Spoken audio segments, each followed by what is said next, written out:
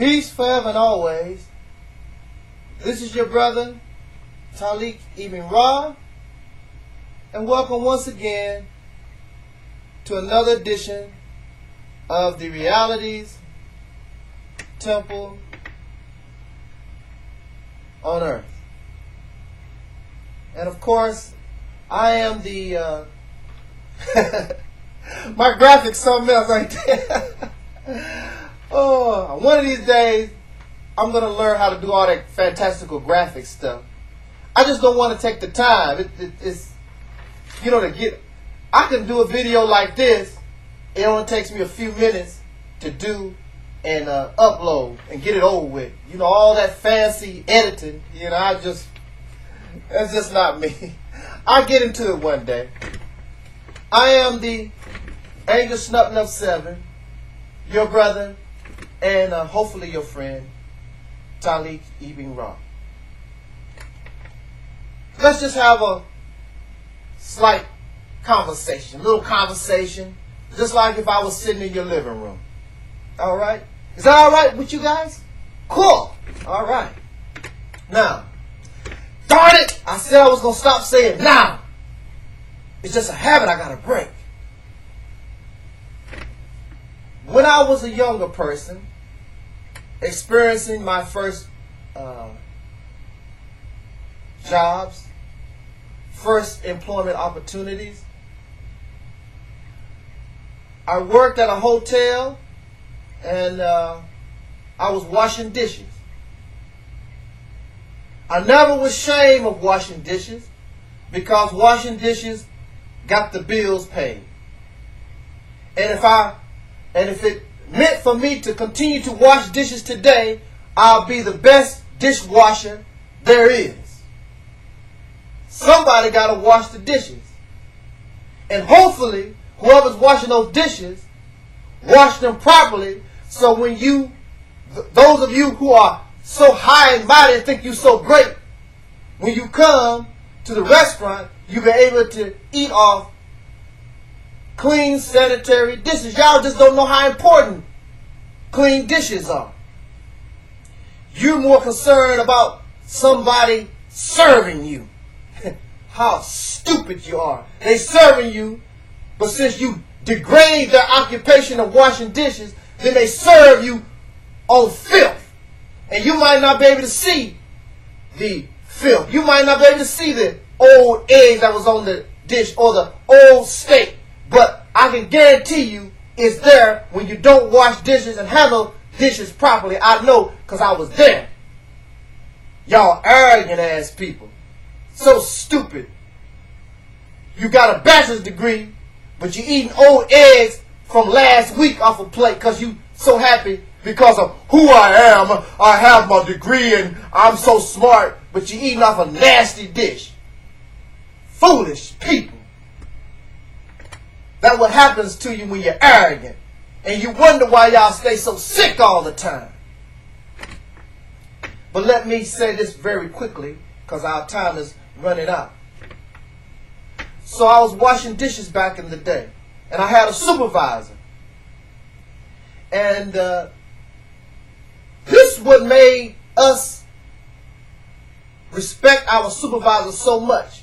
Because even though he was the head man, even though he was our supervisor, he was our quote-unquote boss, this man, he didn't have to. Now listen, let me tell you something now.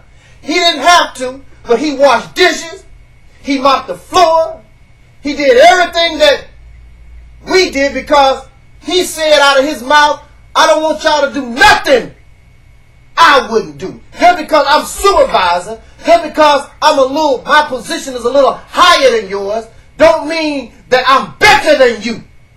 So we was happy to work for a man like that. And as the Christians would say, God bless him. I love people like that. But you want to know something? American presidents are not like that. American presidents are cowardly people. Here you have Barack Obama, the president of one of the mightiest nations on earth. But he's not mighty because he can get an order to send more troops in Afghanistan, but his cowardly ass ain't going nowhere near the battlefield. George Bush ain't went nowhere near the battlefield. George Bush the first never went nowhere near no battlefield. But these idiots can tell other people and get an order to tell other folks to go in foreign lands and kill and destroy, but they won't do it themselves because they cowardly suckers. I believe the last American president that touched a battlefield was Abraham Lincoln during the Civil War. They had to make Abraham Lincoln stay off the battlefield because he was out there with the boys. Back in the day, during Napoleon's day, back during the day, during Shaka Zulu's reign, and all these great men prior to these cowards that's living today. Great leaders had no problem with being on the battlefield. Matter of fact, that's what sometimes made them a great leader, was the fact that they earned a certain respect because they was on the battlefield. They didn't just give an order. They was in the front line. Take me out if you can. I'll run this. Come on.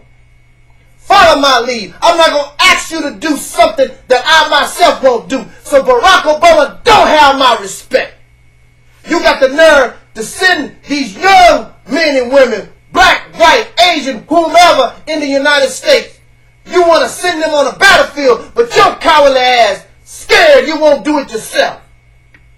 This is what the American presidents in recent times do. As soon as they cause trouble, these coward presidents, the first thing they do is make up plans how they going to escape. We going to go underground. You can't get the leader. You ain't no damn leader running under the ground some damn where. While the citizens, if America is attacked, while the citizens take the brunt, thousands or millions of innocent American citizens' lives will be snuffed out for your crap that you started, because if it was worth anything, your ass would be on the battlefield. But you're not. Barack Obama is a coward. I have no respect for him. Just on that premise. Just on that premise. Malcolm X, one of our great leaders, was on the battlefield. He was in the forefront. He wasn't going to ask no FOI to do something that he himself would not do. Louis Farrakhan was in the forefront. All our black leaders always have been on the forefront. They wouldn't do something that ask you to do something they wouldn't do. Martin Luther King practiced nonviolence. He took a Coke bottle to the head and wouldn't fight back. He did. He was able to take the disrespect and the humiliation. That's how it is when you are a real leader. You're in the forefront. You ain't in the back. But being a coward, the American people allow their presidents to be cowards. Because, see, if I'm willing to give my life for this, then apparently the cause must be worthy. But you see, Barack Obama ain't willing to put his ass in the front line. Get in an airplane, Barack. Go on the battlefield in the front line, Barack, with your soldiers. Since you the commander-in-chief. Yeah, you a chief, all right. You a chief coward. Scary ass. Wearing panties ass. Half Negro, whatever the hell you want to call yourself. Oh, yeah. I'm telling it like it is. Because if a man won't do it himself but asks you to do it, then I will question that man. Just like people don't like being questioned at all. If a person don't like questions, they want you to sign a paper real fast. Don't want you to inquire about nothing. Why would you trust somebody like that? Like these stimulus packages. They just want you to don't take the time to check what's really there. Because in these bills that they write up, they put extra little garbage. And just because you agree with this, don't mean you agree with the rest of the garbage, but it's all in one package. They think they slick. These cowardly American presidents. Roosevelt was not involved in World War II. He was busy being protected. They got these great plans to protect the president. Why would you want to protect a coward? They don't go nowhere near the battlefield. Don't ask young men and women who just getting started in their lives to sacrifice their life for their garbage, and they're not willing to do so. Your president ass can always be replaced. Cowardly. I have no respect for presidents. They ain't about nothing. Protect them. For what? Scary yellowback. Little sissies. American president. That. This is your brother Talik Ibn Rashid. They make me sick. And y'all support this kind of stuff. This is your brother Talik Ibn Rashid. This was and is the Reality's Tip on Earth. Jot down your comment because I know y'all feel just the way I do. Peace.